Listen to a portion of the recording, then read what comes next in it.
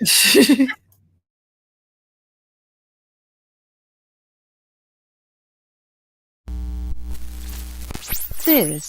is absolutely criminal.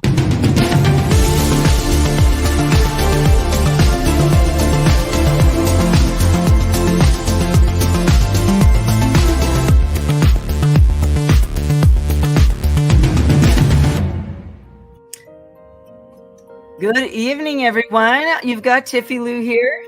I'm sitting next to Andrew, but his voice is made of, I don't know, crackle. A little crackle. Yeah. What's going on, Tiffie Lou? He wants me to do all the talking, even though I have no idea what the show is about tonight. We have another guest host here. Does she want to say hello? Let's see. Who is it?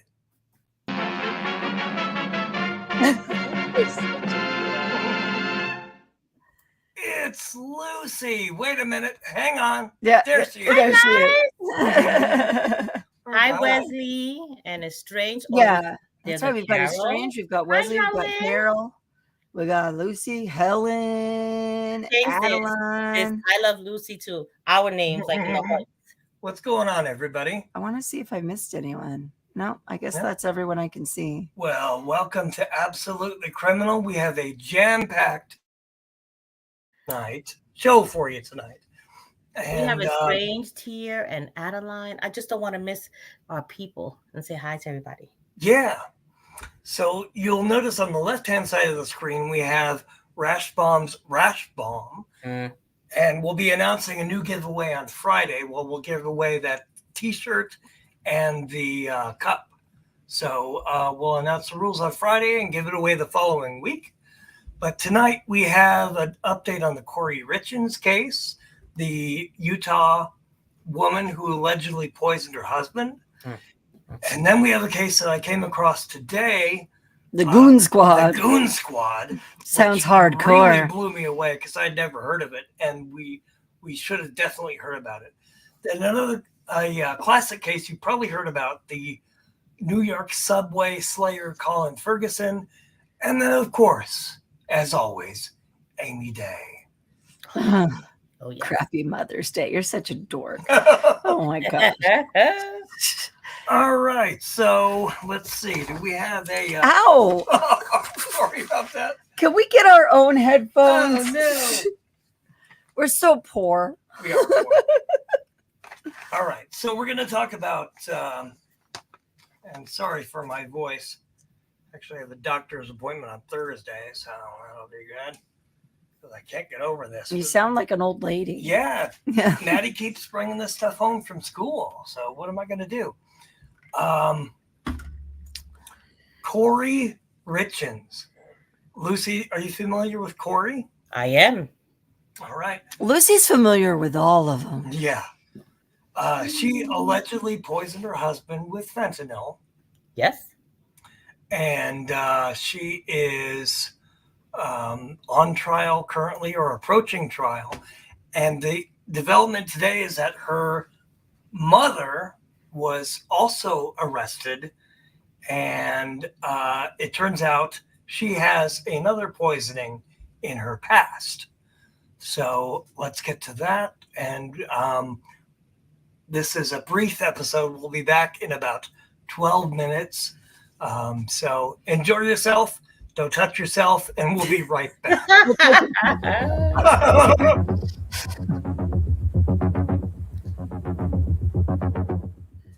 In the idyllic mountain town of Camas, Utah, where the peaks kiss the sky and nature exudes tranquility, a potentially murderous mystery is unfolding. This is Kouri Richins, a mother, a wife, and an author. She stands accused of a crime that will shiver the most stiffened of spines. It's a tale of love turned lethal, a plot worthy of a crime thriller, and a woman whose luxurious life will possibly come to an end with the bang of a gavel. Who is Kouri Richins, and how did her fairy tale life take such a dark turn? She's presumed innocent until proven guilty, but we think you'll agree there's a strong possibility that this is absolutely criminal.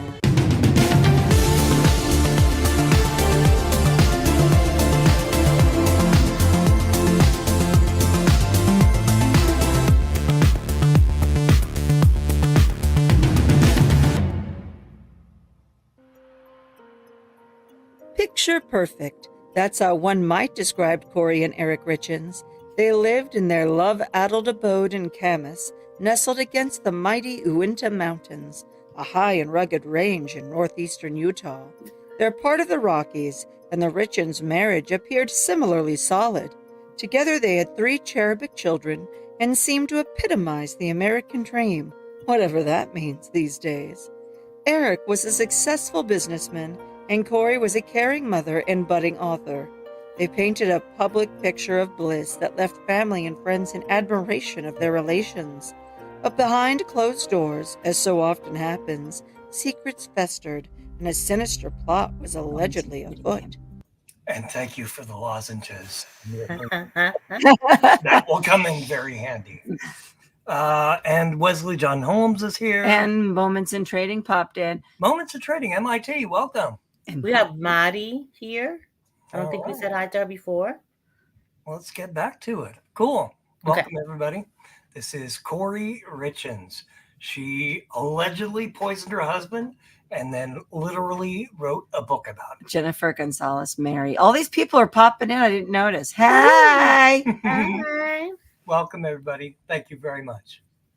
March 3rd and 4th, 2022, on the fateful night of Eric's death, the echoes of Kouri's distressed 911 call filled the Richins' home. She claimed to have found Eric lifeless, his life's flame mysteriously extinguished by an unseen force. She claimed to have performed CPR on her expiring spouse, but cops would later say there was no evidence of a resuscitation attempt. When asked where Eric kept his medications, police documents quote her as saying, "The maid just puts them in random places," and she had no idea where his meds were. Although Kouri contended her husband had a pain pill addiction, friends and family said they never noticed any addictive behavior. This would later be corroborated by law enforcement. But according to Kouri's account, their evening had been a celebration of a successful business deal, marked by a toast with a seemingly innocent Moscow mule. But as the medical examiner would later reveal, the drink was a mule of a different type. Eric's system was overrun with an unwelcome and lethal payload. Coursing through his veins was fentanyl, a synthetic opiate 50 to 100 times more potent than morphine. That means a potentially fatal dose of the drug is measured in micrograms. But in Kouri's case, the opiate may have just been the opening act. An anonymous tipster told police that she had asked for something else, the Michael Jackson stuff. This is an apparent reference to propofol, the powerful anesthetic implicated in the untimely death of the King of Pop. Either her drug dealer was out of stock, or one of them got their narcotics crossed. No propofol was found at the scene. The devil, as they say, is in the details, and Kouri's caper is no different. One of the most damning pieces of evidence in Eric's toxicology report revealing a lethal dose of fentanyl in his system. Another piece of the puzzle emerged that further thickens the plot. The life insurance policy, of course. In January of 2022, Kouri is accused of making a bold move. She allegedly removed Eric's business partner as the beneficiary of their joint life insurance policy. This would have left Kouri as the sole recipient of any impending payout. Police say the plan Kouri concocted, if successful, would have netted her $3.6 million. But as you might suspect, mistakes were made. Unknown to his wishful wife, Eric suspected her malicious machinations and made efforts to checkmate her most recent moves. He transferred the home and all personal assets, including his masonry business, into a trust under the sole control of his sisters. As far as Kouri knew, according to their prenup, she would seamlessly inherit Eric's modest empire. It was allegedly reason enough to off the supposed love of her life.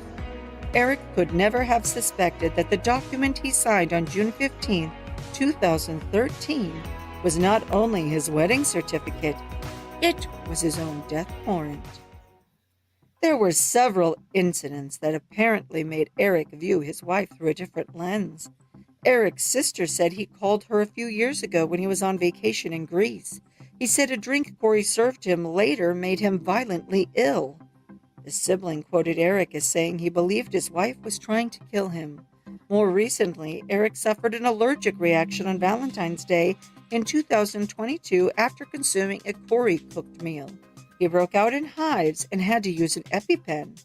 Then, there's the alleged drug dealer, a shadowy figure who crawled up from the underworld to snitch on Corey's supposed dealings. According to the pusher man, Corey made not one, but two $900 purchases of fentanyl. That, my friends, is a shitload of dope. If the bagman is to be believed, where did these drugs end up? After Eric's untimely demise, That is a shitload of dope, I agree. Corey donned the persona of a grieving widow, channeling her unbearable pain into a children's book called Are You With Me? It was meant to be a poignant tale to help her children navigate their father's loss. The book, which some say is filled with tender illustrations and heartwarming prose, was lauded by many who were left teary-eyed and filled with admiration for the supposed bereaved author. It was during a local television interview about her book just weeks before her arrest that Corey's demeanor would be scrutinized. Kouri Richins to share her 3 C's to helping kids cope with grief. So my husband passed away unexpectedly last year. So it's March 4th was a 1-year anniversary for us, and he was 39. It completely took us all by shock. My kids and I kind of wrote this book on the different emotions and grieving processes that we've experienced last year. Corey's predicament bears a striking resemblance to another infamous figure, Nancy Crampton Brophy, a self-proclaimed romance novelist from Oregon. She penned a chilling essay titled How to Murder Your Husband, and conveniently for law enforcement, she went on to do just that. At this point in human history, it's difficult to tell whether art imitates life or life imitates art. We happen to have done a whole episode on the fascinating and shocking case of Nancy Brophy, and you can watch it with the link on your screen now or later in the description below. Let us know in the comments if you think Corey is as devious as Nancy. While you're there, please hit thumbs up if you really like us, and subscribe and set your notification bell to all so you never miss a show. Check out our designs at absolutelycriminal.com. You can look like a crime nerd and support our channel at the same time. Okay, enough about us. Back to our story. That's a great idea, Wesley. I would recommend it. Yeah. Corey and Wendy. What a dynamic duo. In the aftermath of Eric's death, a bitter estate dispute erupted between Corey and Eric's loved ones. Money, an age-old motive for murder, suddenly cast a new light on the new widow. Was she grieving or merely greedy? As the veil of deception lifted, more incriminating evidence surfaced, casting Corey in a less than flattering light. Eric's parents, siblings, and friends were already shattered by his sudden death when they found themselves grappling with a horrifying thought. Would their daughter-in-law, their sister-in-law, their friend be a calculated killer? Although statistically uncommon, Corey's alleged crimes are unfortunately far from unique. History is littered with tales of lethal ladies and their unsuspecting hubbies. Take, for instance, Marianne Cotton, the infamous British murderess who poisoned 3 husbands and 11 of her 13 children with arsenic in the 19th century. There's also the more recent case of Stacey Castor, a woman from good old America who was convicted of fatally poisoning her husband with antifreeze. It seems that when love sours, some women don't just break hearts, they shatter lives. Corey now awaits her court date, her fate hanging in the balance. Judge Richard Mrazek has a set detention hearing for May 19th. She is facing state felony charges in the 3rd District Court in Utah. If Corey is convicted, she faces a future behind the cold iron bars of Utah State Prison, a far cry from her picturesque mountain home. The Utah State Prison is an imposing fortress, a place where the freedom of the wide-open Utah plains is but a distant memory. Here, Kouri may eventually find herself contemplating her life choices within the confines of her concrete cubicle. Her only companions will be the haunting echoes of her past and the grim reality of her present and future. The only question is, will she die in prison or as a free woman? In our complicated and fast-paced world, things are rarely as they seem. The shadows often hide secrets, the smiles often mask sorrow, and innocence can sometimes be a carefully crafted facade. For more felonious females, keep it right here on Absolutely Criminal. Here's the Nancy Brophy episode, 2 Women Who Killed with Antifreeze, and 2...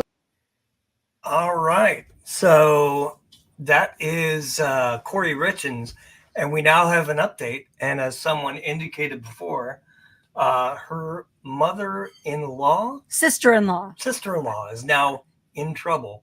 Here's the news report on that. This morning, new allegations in the case of Kouri Richins, the Utah mother accused of killing her husband, Eric, by poisoning him with fentanyl, then writing a children's book on dealing with grief. Investigators now claim Richins may have had help from her mother, Lisa Darden. Darden spoke about the case late last year and claimed Eric may have accidentally overdosed on his own. I believe Eric may have gotten pain pills and didn't realize that they had fentanyl in them. If you knew Kouri, she would never ever do this, not only to Eric, but to those boys. Newly unsealed documents reveal Lisa Darden was living with a woman back in 2006 who also died suddenly from an overdose. Investigators now say, based on Lisa Darden's proximity to her partner's suspicious overdose death, it is possible she was involved in planning and orchestrating Eric's death. Corey Richens' attorney responded, saying the fact that Ms. Darden's significant other was one of the millions that suffered from and ultimately succumbed to opioid addiction is hardly suspicious. It is tragic and, unfortunately, quite common. But the similarities may go beyond overdoses. Investigators say Darden benefited from her partner's life insurance policy, just like Richens allegedly tried to do when investigators say she changed Eric's life insurance policy months before his death. Richens has pleaded not guilty to all charges, her attorney also defending Richens' mother, saying the fact that Ms. Darden was the beneficiary of her romantic partner's life insurance policy is also not unique. It only demonstrates that her circumstances are no different than most families in America. Richens is due in court today in a separate case accused of assaulting her sister-in-law. As for Richens' mother, she has not been charged with any crime. I can't imagine why the mother would be charged with anything. So that is Kouri's?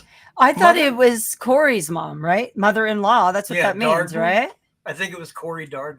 So I think it's her mom. Yeah. Oh, I thought when they said mother-in-law, it was her mother-in-law, not her mother. No, her mom. Why didn't they just say her mom then? Because I guess they want to highlight the victim. Yeah. Right. Okay, and all they did was just confuse me. So I don't know if that worked. Yeah, I think that was Lucy's, or not Lucy, sorry. Lucy. That was Kouri's mother, but Eric's mother-in-law. Okay. Yeah, so she is in trouble now, just like Donna Adelson, mommy of Charlie. So you know she had told her mom, though. She had sent her a letter to lie. That's the mom that was involved. Oh, I see. Okay. And we didn't know that just 6 months ago. So that is close to going to trial. Oh, it's strange. Says Kouri's mother-in-law, the real mother-in-law, passed away already. Okay. All right. That's unfortunate. Yeah. From fentanyl or just by chance? Interesting. Oh, right? Yep. He killed her too? Seems to be a whole lot of random overdoses in that joint family. So I know. actually, the life insurance policy, he thought she was trying to kill him. So he tells his sister, something happens, it's her. Then she poisons him for Valentine's Day. So he takes her name off of the insurance policy and puts his sister. She finds out, goes to the insurance company, takes the sister's name off and puts her name back on. But he finds out. So he takes her name back off and puts his sister but she's not aware when he dies that she's not the one. So this was like, Yeah, it's all I just about felt the like I life was insurance, who's on isn't it? first. Always. Yeah. Aren't you glad you don't have any life insurance to offer me? Tiffany would be calling the next day. Yeah. All of a sudden, I'm on the air. Unfortunately, we've lost another one. Sorry, Finn. It's just me. Andrew will not be joining us any longer. Except I don't know how to work any of the technical stuff, so that wouldn't happen. And then I need him for the show. He threw like a 40th birthday party for him and asked people to bring money and wouldn't invite his family. This lady's insane. And you see, she was very attractive, but when she was on trial, she didn't wear any makeup and her hair was messed up. But They that's an always attractive lady. dumb themselves down, like Yeah. for that. Always. Yep. So we'll see where that goes and where the mother-in-law stuff goes. Yes. So this Mississippi Goon Squad. Yeah. I came across this today, and I can't believe it didn't get more media coverage, or maybe it did and I just missed it. But it's about 6 corrupt cops. That's why it didn't get media coverage, Andrew. Yeah. Okay. 6 corrupt cops who broke into a home without a warrant, killed 2 black men, supposedly because they were with a white woman. Really? And yes. And they tortured them for, I think it'll say in this story, I think it was at least an hour. And ended up actually injuring one, then planted drugs and a gun on one of the men. Now, these are the 6 lovely cops that were in the Mississippi Goon Squad, the self-proclaimed Goon Squad. So, like, they named themselves? They named themselves. Like a little club. I had a little club like that in 8th grade. Yep, and now there could be a little club in prison. Oh, cute. You know, it's easy to think that maybe we're over racism in this country. But this shit is just like 1930s Mississippi in the KKK. Well, era. it is in Mississippi, so it is. You know, but, you got to. The southern states have not caught up with everyone, and yeah, we'll see. So, Tiffie Lou has the story here. Tiffie. All right. Hang on. Excuse me. You done? Okay. Yep. Right. Maybe not. Oh God! Don't make him laugh. Oh, sorry. The case of the so-called Goon Squad in Braxton, Mississippi, involves 6 white former law enforcement officers who pleaded guilty to state charges for their roles in the torture and racist assault of 2 black men, Michael Kouri Richins and Eddie Terrell Parker. This incident, marked by a mock execution where a deputy shot one victim in the mouth, unfolded after these officers unlawfully entered a residence without a warrant. Over a 90-minute period, they subjected Jenkins and Parker to a horrific ordeal using stun guns, a sex toy, and other objects while bombarding them with racial slurs. They further concocted a cover-up that included planting drugs and a gun, fabricating charges that could have led to severe prison sentences for the victims. The conspiracy began to unravel after one officer admitted to lying, which led to confessions from the others. Sentences recommended by state prosecutors range from 5 to 30 years. Only 5? Mm-hmm. These to run concurrently with upcoming federal sentences, potentially extending their time in prison. The officers face charges of obstruction of justice and conspiracy to hinder prosecution, with additional charges of home invasion and aggravated assault for some. This case has exposed a disturbing police culture in Rankin County, known for giving officers unfettered power to abuse their authority. An Associated Press investigation linked some of the officers to at least 4 violent encounters with black men since 2019, leading to 2 deaths and 1 with lasting injuries, which prompted a civil rights investigation by the Justice Department. Rankin County's demographics and a culture of racial segregation were highlighted, with the officers explicitly warning Jenkins and Parker to stay away from the majority white suburbs. The victims were targeted following complaints from a white neighbor about black men staying with a white woman, underscoring racial prejudices that fueled the assault.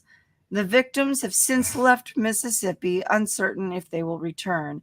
Despite the physical and emotional scars, the resolution of this case brings a glimmer of hope that justice can be served, albeit after enduring significant trauma. Sentencing was pushed back twice, once last year in November and this year in January. Community leaders and the victims of the Goon Squad gathered at the podium today talking about the outcome they are hoping for with this sentencing. Attorney Trent Walker and attorney Malik Shabazz are representing the two survivors of the Goon Squad, Michael Jenkins and Eddie Parker. They said they want the 6 members of the Rankin County Goon Squad, Christian Dedman, Hunter Elward, Brett McAplin, Jeffrey Middleton, Daniel Opdyke, and Joshua Hartfield to face the maximum amount of years for at least the crimes they each pled guilty to. They said that Hunter Elward, who shot Michael Jenkins in the face, could be facing up to 70 years behind bars. The 6 pled guilty to torturing Michael Jenkins and Eddie Parker in January of 2023 and making up false reports that could have had Jenkins and Parker behind bars.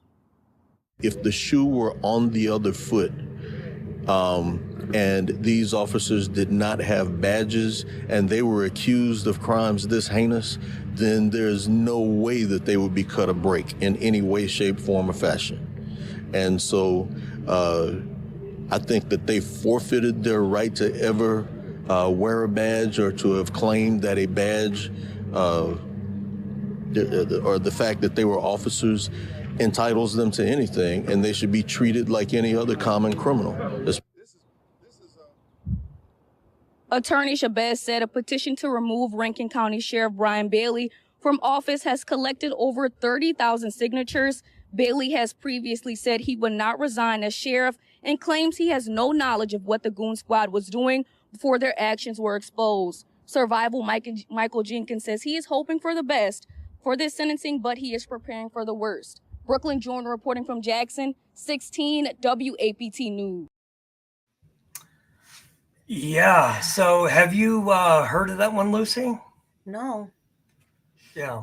The thing is, I didn't even look it up. I had to look into it. they talk about, what did it say? That they're like held accountable, or no, wait, what did I read? Tell me what I read in. They had done this kind of shit before. No. They were, certainly thought they were above the law. I wonder why, though. Why did these two guys specifically do? Oh, you said something that they were with a white lady? Yeah, 6 guys. One person, I don't know who it was. It was a neighbor, said basically there's 2 guys with a black woman in this house. And they came and said, basically we're going to fuck them up. Wait, you mean with a white woman? White woman. Yeah. White, what? You said black woman. Oh, I'm like, so there's a bunch of black people hanging out together? No, 2 black men with a white woman. Okay. And they came in and took Was anyone calling for help? Like the white woman? Was she? No, and they didn't have a warrant, and they broke into the house. And only after they stuck the gun in one of the victims' mouths, which luckily they both survived. Only after that. I don't know how they survived that. I'd have a heart attack. He was shot. His jaw was broken, went through his cheek. Oh, geez. And, they testified at the trial. And now the other 5 are going to be sentenced over the next couple weeks. Okay. I found it. You changed pages on me. It says that this case has exposed a disturbing police culture in Rankin County. The thing is, I see this happening in other counties, in other states. I know that we're like Mississippi, but I mean, I've seen the abuse from police here in Southern California. I've seen this is why I have like a sensitive, issue with police officers is I've seen the good and I've seen the bad. And so I'm like, you know, don't involve the police. It sounds terrible. Yeah. But it's true. I don't know. Yeah. Well, of course, these days you hear about the bad ones because of all the media coverage and everything. And of course, the good cops don't get the coverage. But, you know. Well, no, they end up dying and then they get a street named after them. Right. That's what happens. Yeah. And then the ones that are left are the ones that, like, you know, I don't know, need to feel like a big deal. Yeah. You know. So hopefully the other 5 will get what they deserve. Yeah. Yeah. It's terrible. All right. I'm going to tell you right now, Andrew. Yeah. You're not going to This Mississippi? is a font I can read. Mm-hmm. This is a font I cannot read. Is it too small? Oh my gosh, I'm it's old. the same font, but it's but you shrunk it so more fits on one page. I don't mind turning pages. I see. You know, I can't read this. Note so I to hope self. you have enough voice to run with that. All right, let's see. This is a story you suggested, Lucy, Yes. because you lived in New York when this happened. Colin Ferguson, Yes. who shot a bunch of people on the subway. Yes. He was on the LIRR, which is the Long Island Railroad. Mm-hmm. So it's stayed with me because it was one of the first crimes really in New York where something like this just census, it just wasn't happening, not prevalent like now. Mhm. And so it happened December 7th of 93. He went he was on the train. He waited to get past the city limits and he took out of his canvas bag and he started to shoot people as he said, I'm going to get you. Well, but who is he going to get? Well, all the white people, because they were ruining his life. His landlord, was giving him a hard time. He was white. He hated him. All white people were put on earth just to make his life a mess. Right? Wow. Then he went on to represent himself in court. That's this exactly. Wait, he did. Are you serious? He did. Wait, That- So when he does the shooting, right? So finally some guys got together and they pin him down, and there's a police officer off duty who goes to pick up his wife or girlfriend at the train. So he puts the handcuffs on him, and he's saying, this is what he said. Oh God, what did I do? What did I do? I deserve whatever I get. This is what he said. Now he gets to the precinct, they're interrogating him, and now he's talking about all these racist things that are happening in his life. So it turns out that he was from Jamaica, and his parents were very wealthy, and his father died, and then his mother shortly thereafter, he lost all his money, so he came here. So he lived a very privileged life until he got here. And although he was bright and had some schooling, he could only get menial jobs, and he kind of felt like it was Whitey's fault that all of this was happening to him. So he does all the killings. He says that the reason he did it at the city limits was because there was a black mayor in the city, and he didn't want him to look bad. Okay. Anyway, so he represents himself. Oh, he's sick. He killed 6 and injured 19 people. Oh my gosh. Yeah. So there's 2 very prominent Jewish lawyers that want to represent him. I forgot, Ruby and somebody. They're really famous. Yeah, we have an interview with Ruby on one of the clips we have coming up. Yep. So they were saying, which is true, that there's some mental issue. Yeah. And they're going to represent him, but they need for a doctor, a psychiatrist to see him. Clearly, there's an issue. And they also brought up the fact that he was black and he felt the way that he felt, and that it was okay. Anyways, yeah, probably They entitled to justified feel how that he felt way. because of all of the things that did happen to him, right? Yeah. Well, he wouldn't agree to that. He has mental issues. So eventually he represented himself, right? Oh, gosh, that's stupid. He had a good lawyer. Oh, my Yeah. God. Oh, yeah, Wow. really good lawyer. Oh, this is Wow. great. So he represents himself in the third person. So he gets somebody who he shot on the train, and he's questioning them. And he's like, so when you saw Colin Ferguson approach you with the rifle, what did you do? That And is the so person is like, disturbing. when you shot me, I saw your face. You with my eyes, I saw you. It was crazy. It was insane. So at the end of the day, he got 315 years, I think, something like that. Oh my gosh. Yeah, And I it think he's still actually alive and in prompted a lot prison. of things. He's alive. Yeah. It was just 30 years this December 7th that just passed, which is also Pearl Harbor, December 7th. Right. So anyway, that has always stayed with me, that case. And I think it was that he represented himself and he was like crazy. Yeah, But I remember the when crazy that thing is that happened. he was educated, right? But he really felt that every white person was out to get him. It was crazy. Yeah.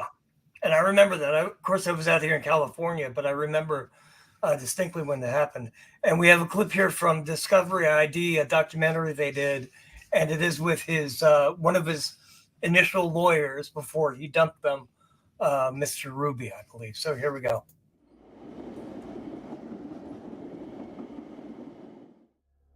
Ferguson called.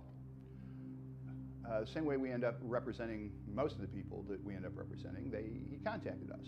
We laid out a strategy, a course of action for him, which involved his only conceivable defense in this case, which was the insanity defense, and Kunstler couched it with the phrase black rage. And once that phrase was used, it created a tremendous amount of rage in the white community. What, did I suppress this guy? Did we suppress him? I didn't do a damn thing. I didn't know him. Why didn't he go on a train to Brooklyn? Why did he come on a train to Garden City? Predominantly white people. Today in question, the entire file spilled in the back seat of the vehicle, and I think this totally unacceptable. You also were here at 9 o'clock this morning and had up in about 2.5 hours to rearrange the work, and as I understand it, you did absolutely nothing during that period of time while you were in the detention cell. Judge, at this point, to say that you need more time is absurd to the court.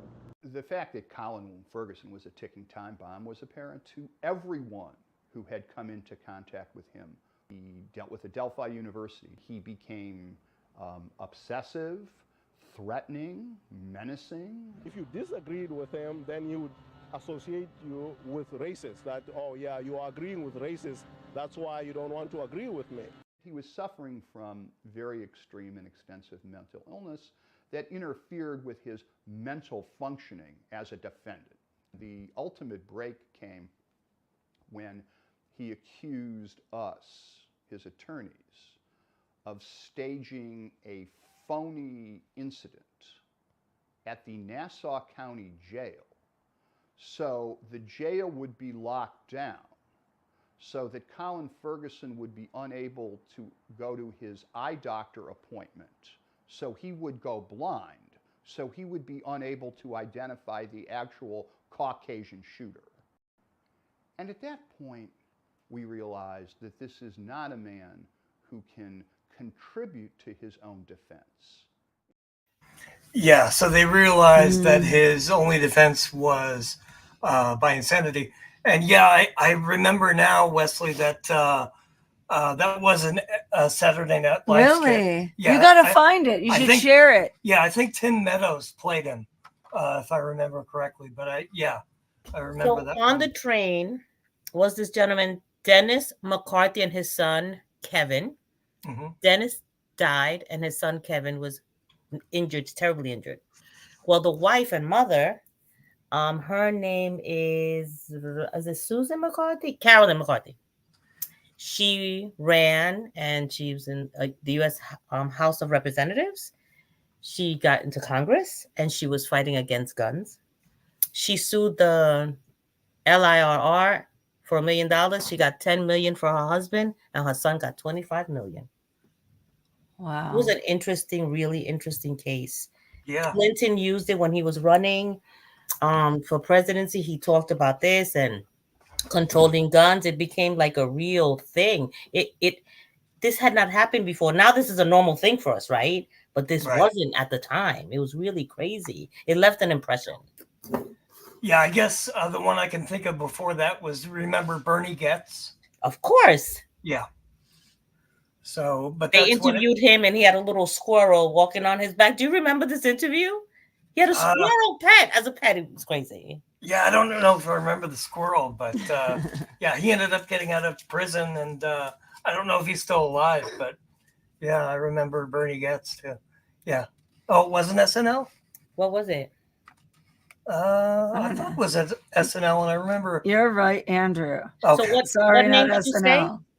Who'd you No, say? I think it was SNL with Tim Meadows, but I could be wrong. But it was about at that time he was on the show. Anywho, now who's our favorite crappy Mother's Day person? It's Amy Day. Would it be Amy Day? It could be. And tonight we're going to go over the prosecutor's opening statement. I don't know. He's just confused. Yeah, I'm confused too. We'll talk about it when Wesley co-hosts on Friday. What? So, yeah.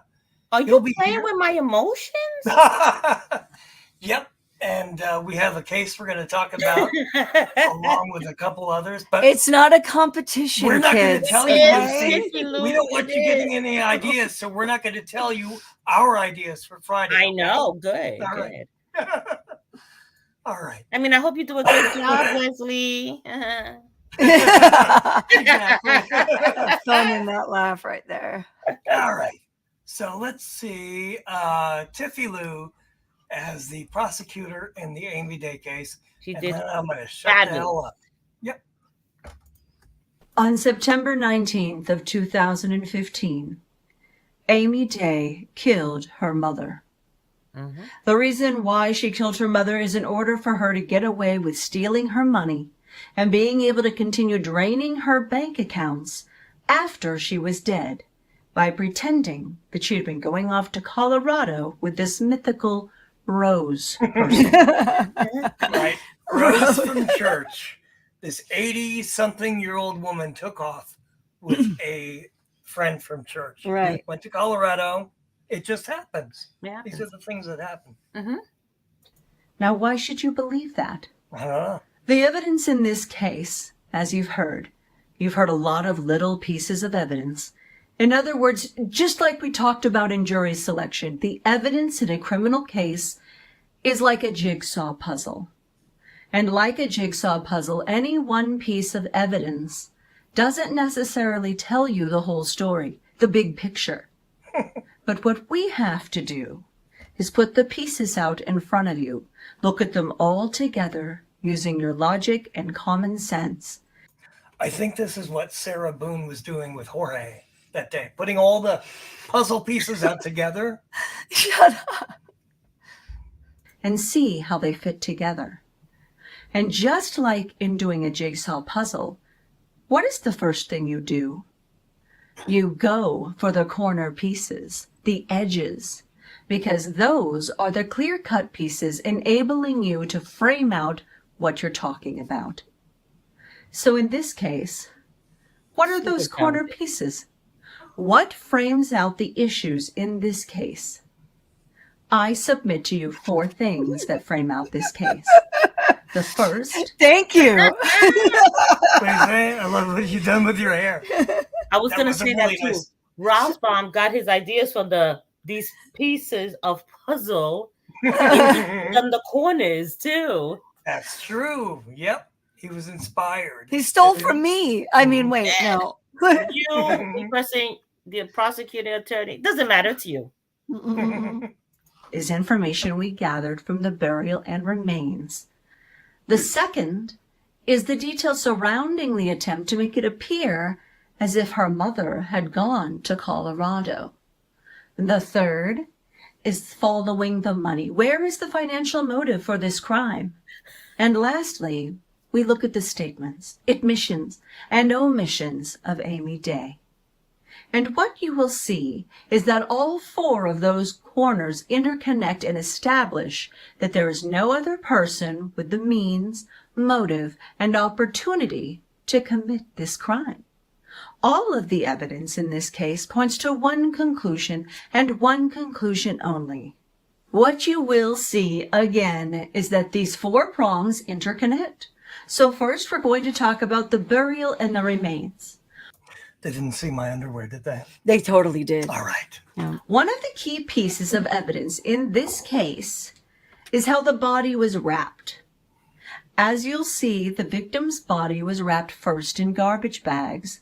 Then over the top of the garbage bags, she's wrapped in pink blankets tied together with a rough rope and a long white coaxial cable. Now, this evidence is key. Ask me how many times I had to say coaxial.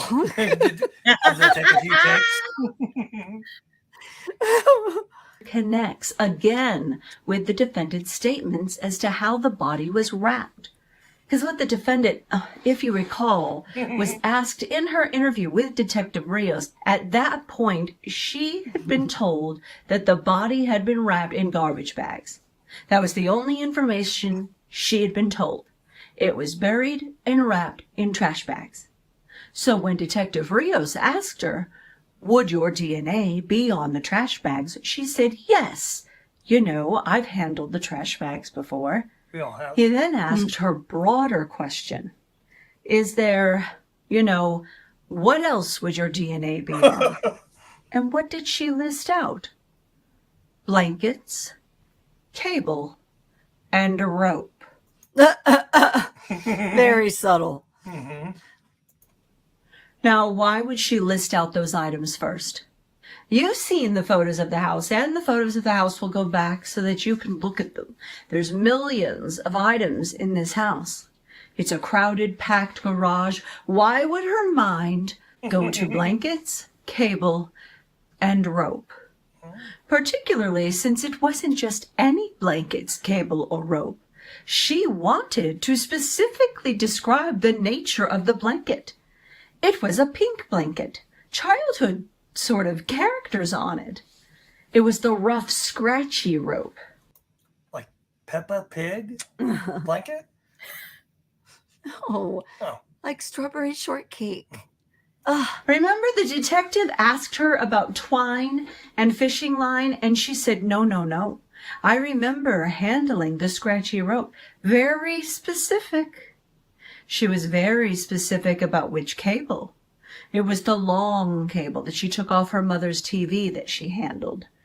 Why would your mind go to those materials when asked, what would your DNA be on? Amy Day lived in that house for 5 years. Her DNA could have been on anything in that house. Why would her mind go to those 3 materials?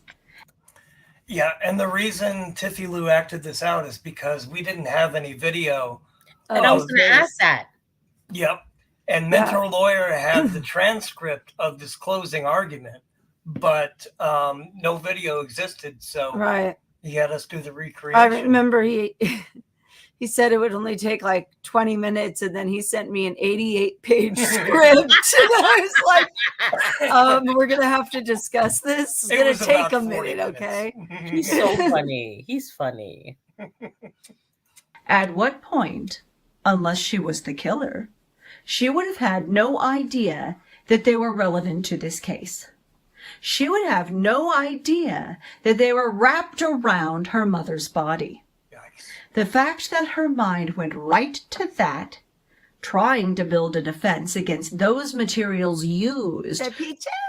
And Amy was a terrible liar. Oh, yeah. Well, and she's so high, she doesn't even know, Yeah.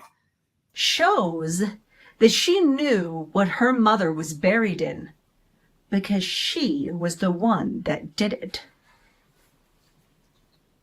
There's no other reasonable explanation as to why her mind would go to those specific materials when asked by Detective Rios. Now I'm going to show you Stakes Exhibit 5, photograph A5. This is what her mother was wrapped in. Remember, Amy Day was being interviewed at the sheriff's office while they were unearthing these remains. She had no opportunity to see it. She wasn't given a photograph. Yeah, they were digging her up under the plastic flowers in the front yard. Right? She wasn't told. And what materials? Pink blanket, white long coaxial cord, and you can see here the rough rope. There's no reasonable explanation as to why she would be able to know that, why the brain would jump there, other than she's the guilty party who rapped. Thank you for the compliment.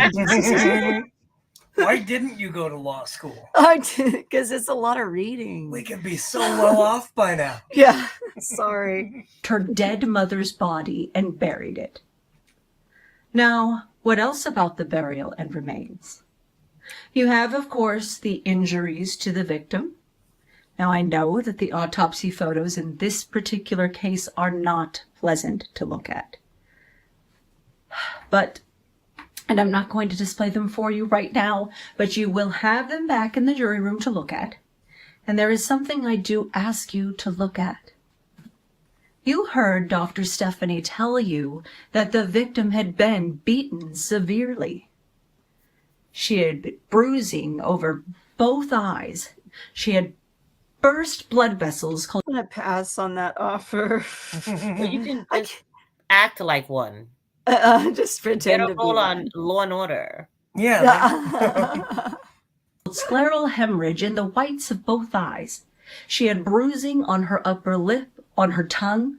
She had a large bruise on the right side of her face, a large bruise around her ear, 2 large bruised areas on the back of her head, and additional large bruise areas on her back. Why'd the lighting change? What'd you just do?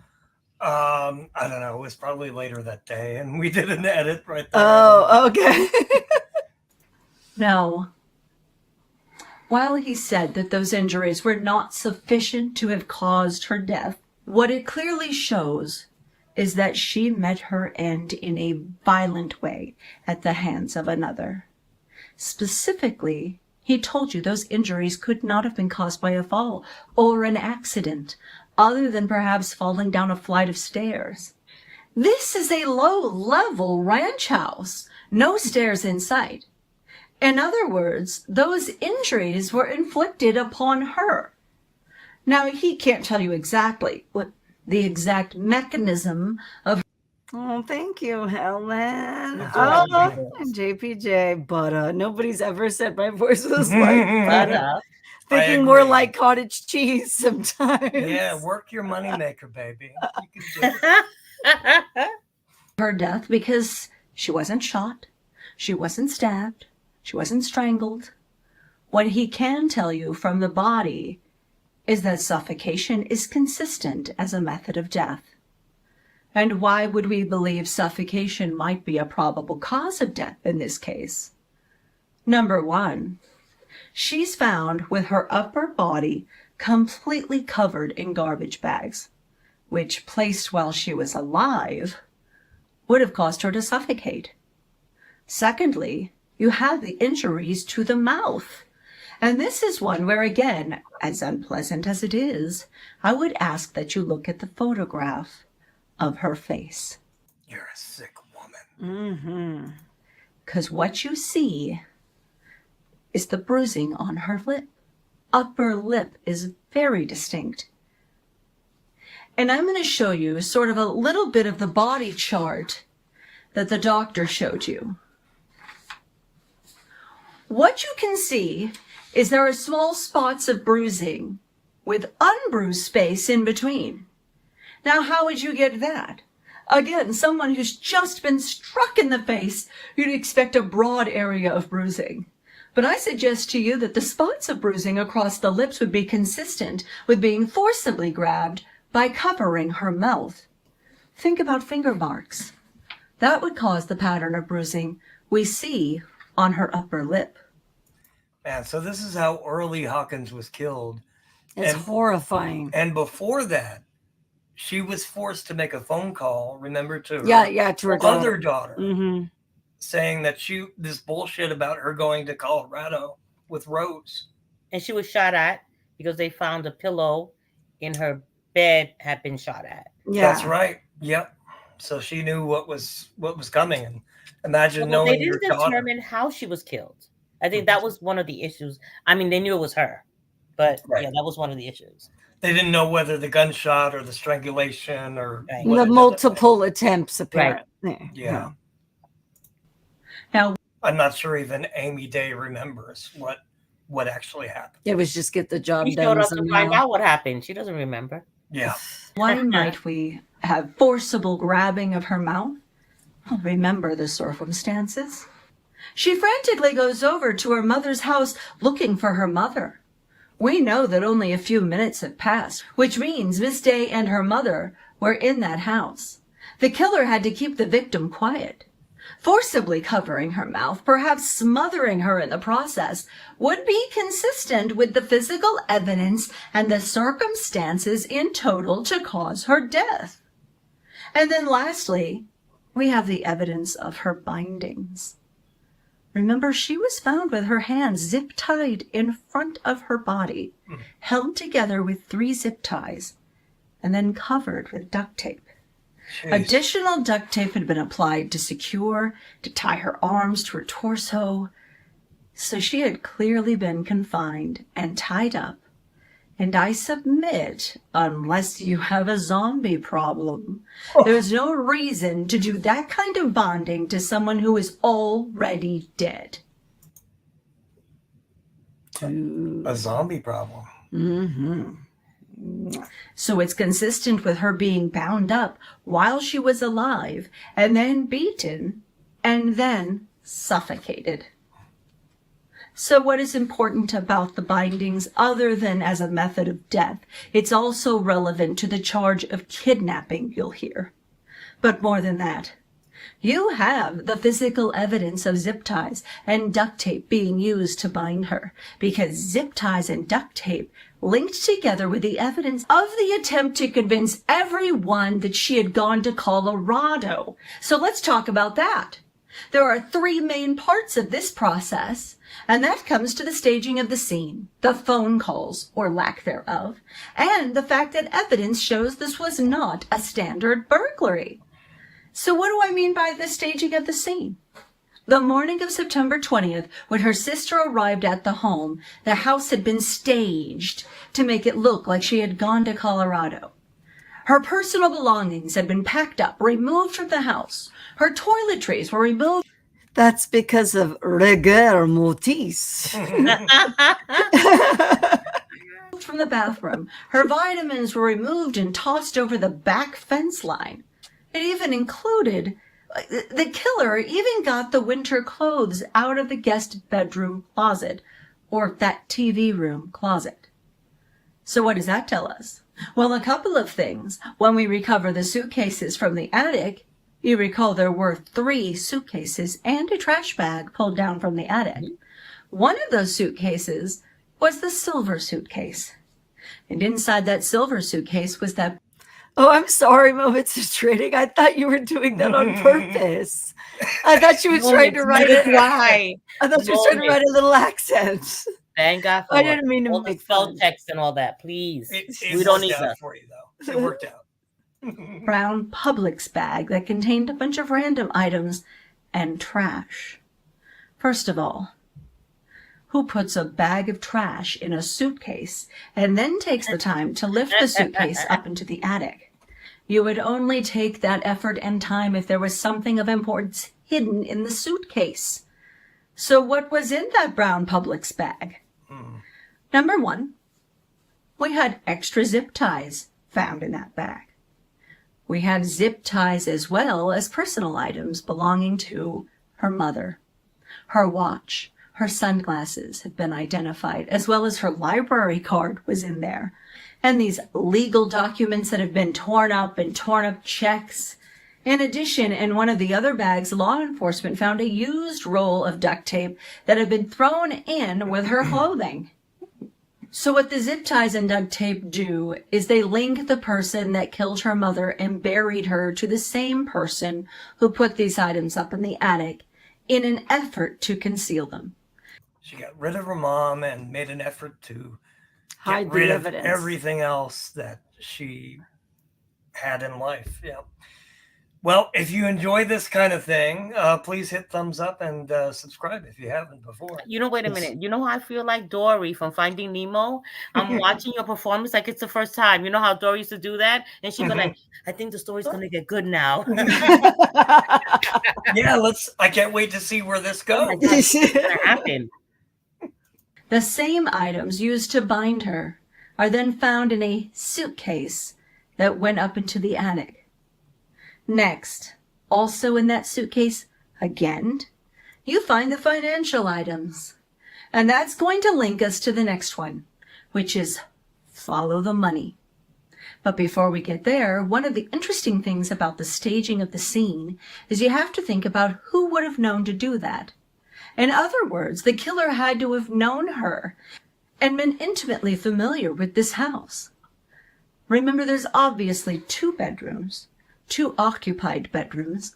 So if this was a complete stranger who had come in, broken into the house, and killed number 1, she might have been, you have to ask, why would they have been bothering to try to make it look like she had gone out of town? What would some random burglar have to gain by that?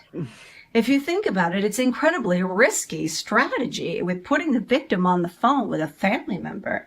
That's incredibly risky. The longer that a random killer is in that house with her and binding her, beating her, killing her, burying her, and concealing it, and doing all the staging of the scene, every minute she's in, the killer's in that house. And her sister barely made it to the house a few minutes after her mother was supposedly killed and taken out of that house, right? Mm-hmm. Yeah. It's risky if this is some stranger. And why is it so risky? Because if it's a random person, they would have had no way of knowing when or if the other occupant of the house is going to show up. No idea when that person would come home. Now, of course, Amy Day knows that Amy Day is not going to walk in, which makes it consistent with why she would feel comfortable having that length of time to stage the scene. You wouldn't expect them to take the time to dig a grave and bury her. You would expect her to leave the body where it fell, gather up the valuable items in the house, the electronics, root around for jewelry, and then get out of there.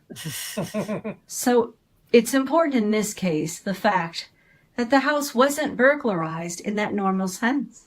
There were TVs, computers, tablets. Miss Day's bedroom hadn't been ransacked. There was no jewelry missing from her bedroom. If this had been some complete stranger burglarizing the house that just went awry with, again, you would expect the house to be ransacked. And it was not very convincing. Yeah. But her mother's credit cards were used. You'd expect these other valuable items to have been stolen, but they weren't. This just wasn't a typical burglary.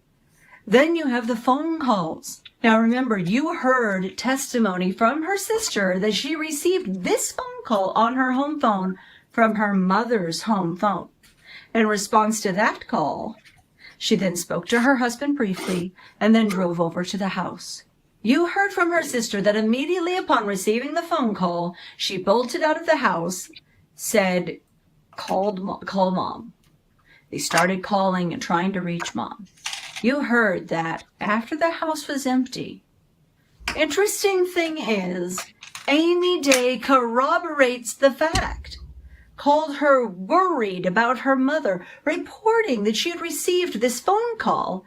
But what is interesting is Amy Day then claims that she also got a call from her mother, and that she also claims in different parts of the interview that after being alerted by and her concern level raised, that she made calls to her mother to try to find her. The phone records show none of that. Now remember, during the course of this crime, the killer clearly thought about, when you think about a paper trail, a physical paper trail in the house, tried to conceal their tracks. didn't think about the digital records of what was going on, but the phone records you'll see is State Exhibit 65. What you see on the night of September the 19th. That's not a real exhibit. I remember it was literally just bar stools in front of me with blank pieces of paper that I was supposed to know. This is method acting. You see a call from her sister at 8:19 p.m. There are no calls before that on September 19th from her mother. None from the home phone. None from the cell phone. Again, this will go back with you. I know it's small print and it's hard. The size is hard to zoom in on. But what you'll see when you look at this exhibit is not only are there no calls from her mother before the call from her sister. She doesn't make any outgoing calls after she talks to her mother. So again, why would Amy Day make up the fact that she had received a call? Perhaps because she knows, again, if this killer were someone other than Amy Day, they would, and they know enough about her mother to know that in order to delay the discovery of this crime, they would need to convince her sister her mom was out of town. That person would also know that they would need to show Amy Day that mom was out of town since she's the one that lives there. And what was Mentor-Lawyer's counter argument to all of this when he played the defense attorney? It wasn't good, and how would you? He's like, he he's did like the best Marlon with what he had. Brando and Gregory Peck together. I don't. Yeah. No. Poor guy did the best with what he had. No, he always does the accent. That's his accent. Stranger, if it was someone other than Amy Day, they would know that both daughters would need to be contacted in order to make it seem that mom had left. But Amy Day was never contacted. And again, that goes to show you again that the reason why would be because Amy Day was the one behind all of That's it. cute. That's Every it. time you make an impacted point, you should add in some background mumbling like the audience in courtroom are shocked. Yeah, that's a good idea. Now, when we talk about the fact that there's no evidence of any property being stolen from the And then you have the judge banging his gavel. Quiet in the courtroom. I will clear this courtroom. Order! house, other than this effort to make it look like she had gone to Colorado, that leads us to follow the money. Nothing was missing in the house of value that you would normally expect to be taken during a burglary. Nothing. However, we see thousands of dollars of her money disappear out of her bank account, starting on September 19th. And most importantly, who has the motive to take all that money? Well, Amy Day is dead broke at that time. So how do we know that she was broke? Now again, these records will go back with you so you can look at them in more detail. I think you can just look at Amy Day and tell that she was dead broke at that time. Oh, yeah. But I want to highlight for you what I submit to you should be of importance. Now, first of all, you heard in the interview, Amy Day banked at PNC Bank, and you have her bank statements from the bank. I believe it's July through September. What you see is her bank account steadily dwindles. She doesn't have regular income coming in, and so by the end of August, her checking account had of all, I believe, $1.87. Wow. Until she gets that $2,500 check deposited on the 19th. So as of August 27th, $1.87. Now we know that Amy Day has bills to pay. You can see in one of the earlier statements, in July, down here, she makes several credit card payments. One is to a GM Card Services and one to Community Bank. Now in the interview, you heard her talking that she has two cards that she had joint accounts with her mother on, GM Services and UPromise, which is Barclay card. So But in July, she makes a payment to GM Card Services and a payment to Community Bank. What you see when you look at her records from August and September is that her bank account does not make any payments to those credit cards in either July, August, or September. And those happen to be the two of the same credit cards that we find being paid large sums of money out of her account suddenly on the 19th. And not paying the bills anymore. Mm-hmm. And that's State Exhibit 59. Oh, sorry. The PNC Bank is State Exhibit 60. You're making that shit up, aren't you? No, I had to write in all the corrections she made. Now, in her records, so you'll see records from July through September when this crime happened. And when you look at her records, you can see a picture of who her mother was. You'll see with her CFE credit account that she had a savings account, a checking account, a car loan, and a line of credit.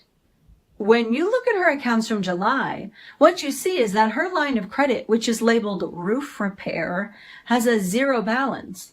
You see that she has a standard income. She's on a fixed income, and her fixed income was $2,060 a month. She had a Social Security and some sort of pension that was regularly deposited near the first of the month. So when you look at her bank account, you see a lot of charges that are you would expect from an elderly woman in St. Cloud.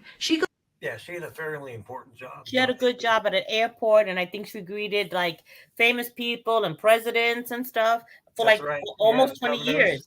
Mm-hmm. We have Cristina Gutierrez. She joined our live. It is live. Oh, somebody else did pop in. Yay, hey. Yay. Welcome. Goes to Walmart and Publix, local fast food restaurants. She pays her household bills, but no big monetary transfers. Maybe a couple hundred in and out of savings, couple hundred that dollar withdrawal until you get to September 19th. So her financial situation the day before this crime, you can see she had a zero balance on her credit line. Savings of $1,600 and $234 in the bank, her checking account. So she had a total money to access would be $8,860. After the murder, $6,000 on September 19th. Can I ask was why transferred she from the didn't just cash the checks? Why did you put them in her checking account? She couldn't. I don't think she could. It would have been smarter to just have the cash, and that way there's no written documentation of you getting this huge influx of money in one day. They were checks that Amy wrote to her. Well, I don't think it was one day. Wasn't it over a period of time? So I think Well, it's like the day before mommy dies, she and then doesn't the have day money. up, right? It's $2,500, and The then day the of, $400. she suddenly has $2,600. Right. Yeah, there were a few. Yep. Yeah, maybe she could. Yeah, I'm sure she would have if she could have. And she did work for the governor, but that was a short period of time after the airport job that her father got her the job. And she was already like messed up drinking and drugs or whatever. Right. So the governor job was pretty short, and Yes. then everything went to shit. Line of credit into the savings account and then into the checking account. Her savings account was drained down to $60.98. Her checking account, it ends up with a balance of $511. Why? Because we had this series of payments starting September 19th. Now, we know the $400 ATM withdrawal was done by Amy Day. She admitted it in her interview. We see a $1,000 payment to Barclay Card, $43 to Boost Mobile, $2,500 check to Amy Day. You still have that wig? No. Oh, No, sorry. that's a shame. We could bust it out later. No, that's okay. An $814 payment to Comenity and a $2,500 payment to GM Card Services. Now, what's significant about that is when you look at her months previous, you see that Miss Day did not make regular monthly payments to either Community Bank or GM Card Services or Barclay Card. Now, but what her mother did do is she paid several $100s or more each month on her car loan than was minimum. Yeah, for next week's show, for this Friday. Andrew? Yes? Talk about next week's show next week. Well, I won't tell you who's co-hosting, but Tiffany's going to try to I call hope Wesley in does such a great job. It just, Wesley, I wish you the best. Yeah, I will be calling in from New Orleans. Yep, if Yeah. all goes well. Yeah. Oh, yeah. So in her words, she clearly had funds available to make payments if she believed that these were her accounts or that she had a balance due and owing.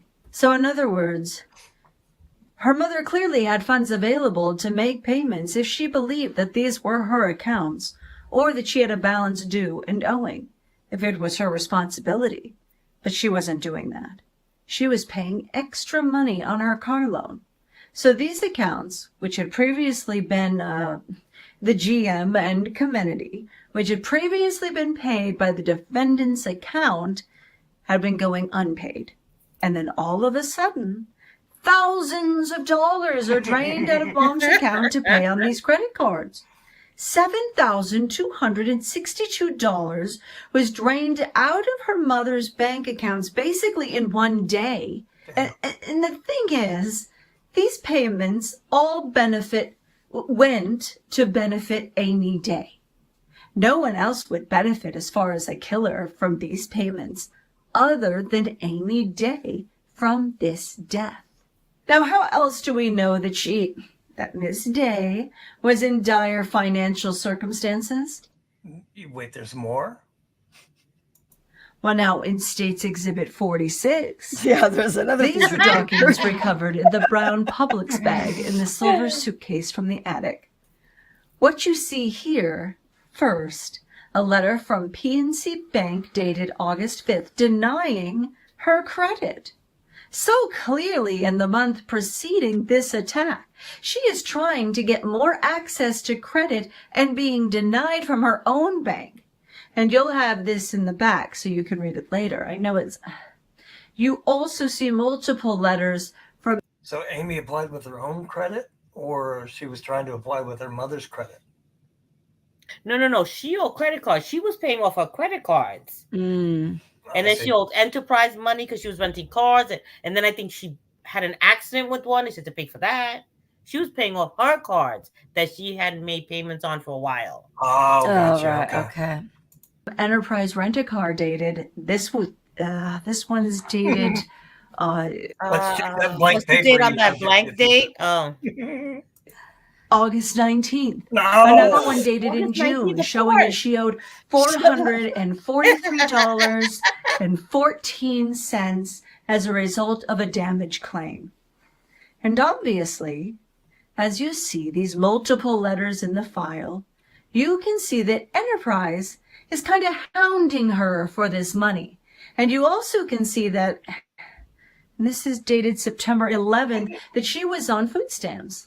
That's how dire her circumstances were. Again, in the black makeup case, the travel case that was found under Amy Day's bed, underneath the debit cards and the credit cards belonging to her mother.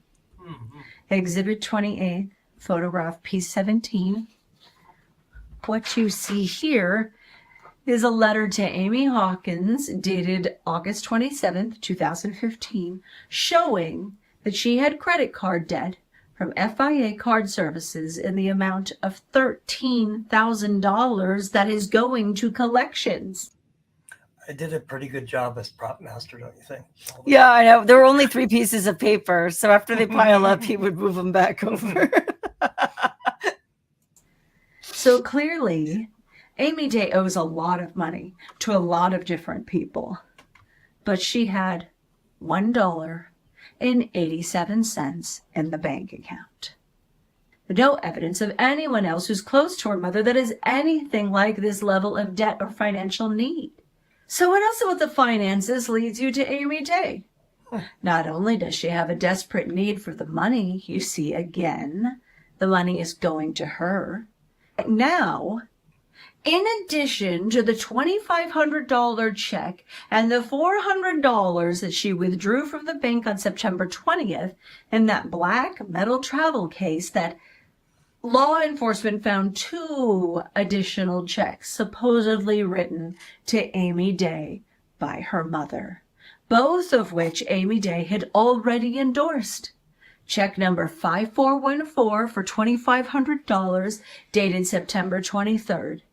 Now, if you recall with Amy, after all these transactions had occurred on September 19th and 20th, at the time, the total amount available in her mother's account was $1,572. So, but we have these 2 post-dated checks of 5414 for $2,500 and 5415 for $500 dated September 25th. Now, what these post-dated checks show us is that Amy Day had a very specific motivation to keep the death of her mother under wraps long enough for her next month's income to come in so that there would be enough money in the account to cash these checks. Those were the good old days where you could actually float checks if you. Yeah, you can't do that anymore. Nope. Yeah, apparently if you don't have the money, you can't buy it. That is the only thing. She has access to the accounts. She knows the balance. That's why these checks are sitting in the lockbox, post-dated.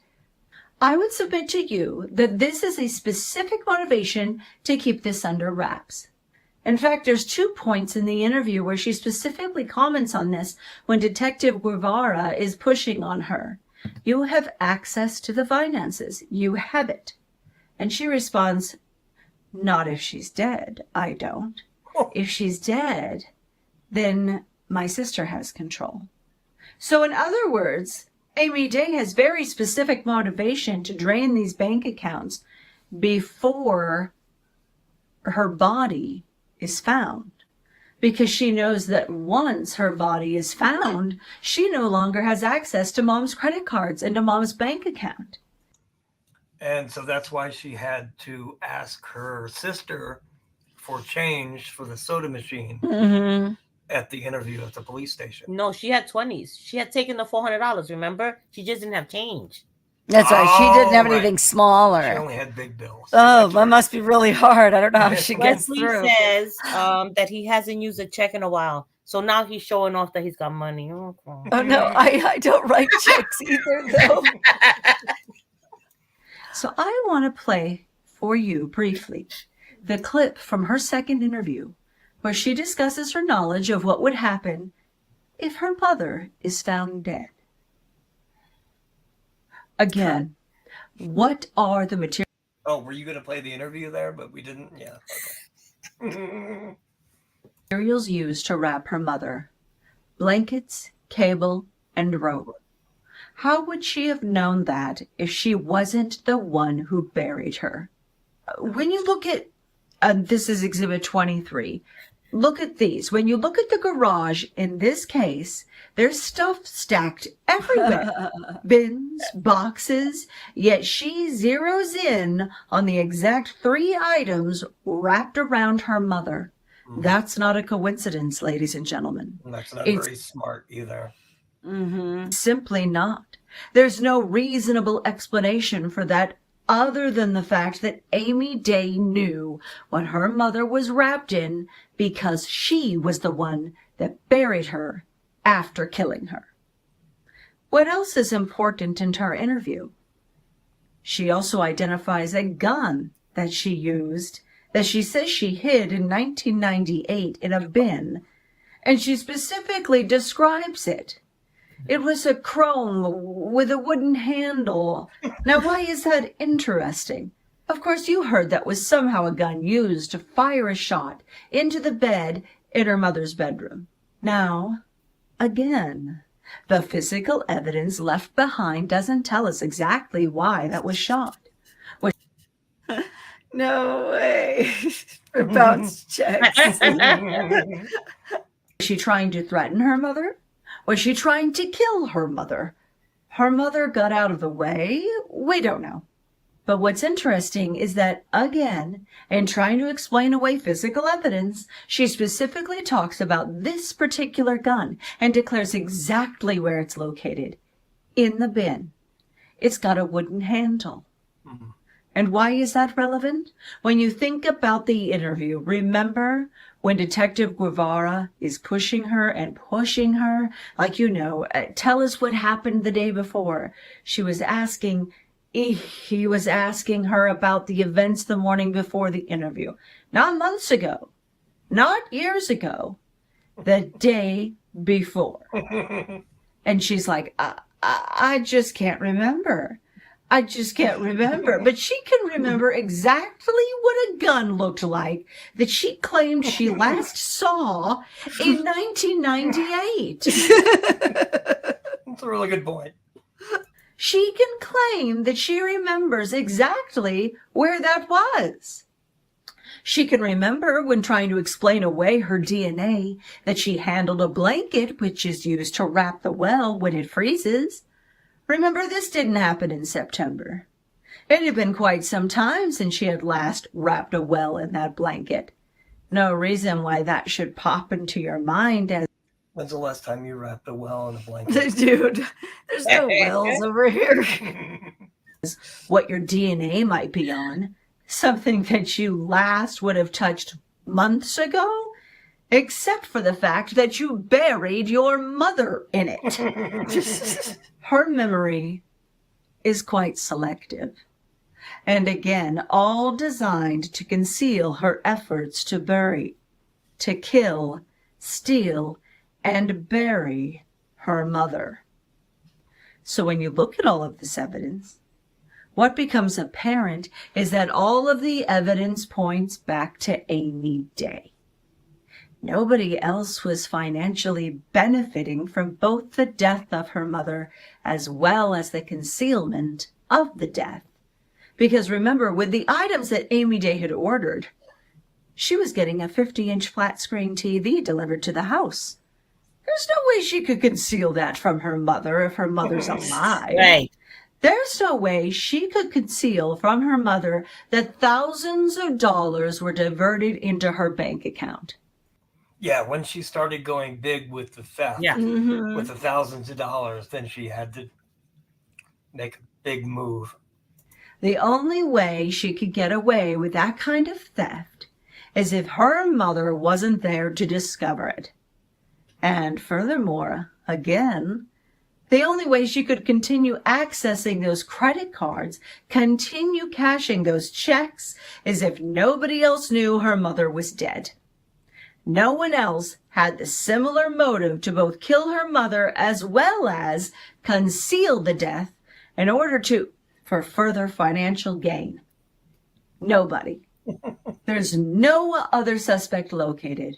No other suspect identified. So what about the physical evidence?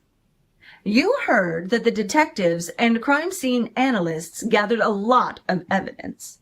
They swabbed a lot of things, tested a lot of things for fingerprints and DNA, but the TV is about five. Yeah.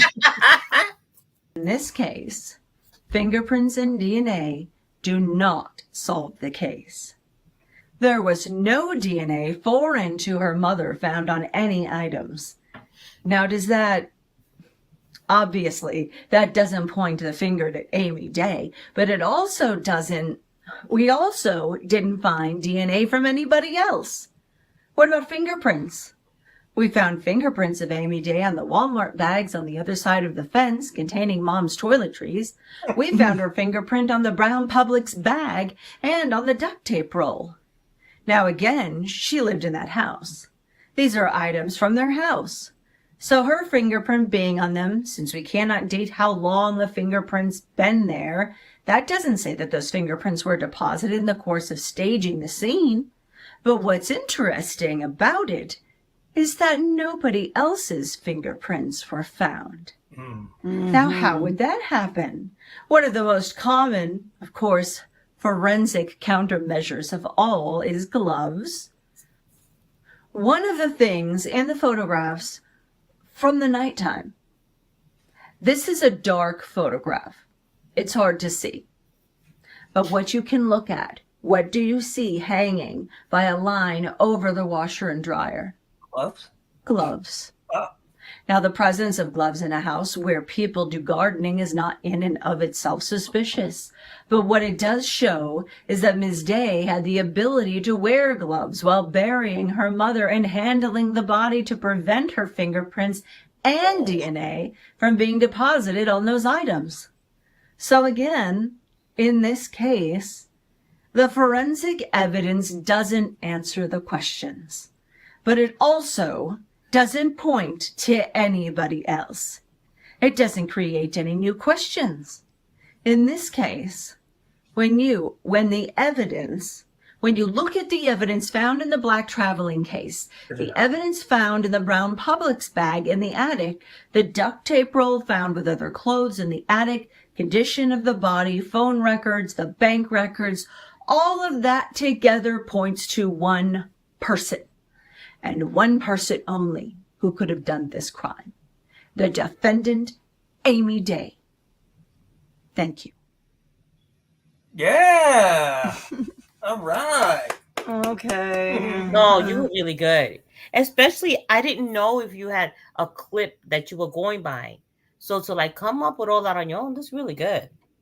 Yeah, No. I was holding the script for you, I think, right? Uh-huh. Yeah. Yeah, we had the whole script right in front of me. That's why we decided the jury's over there. Yeah. Oh, and then She's some just people very were good. saying, why does she keep looking over there?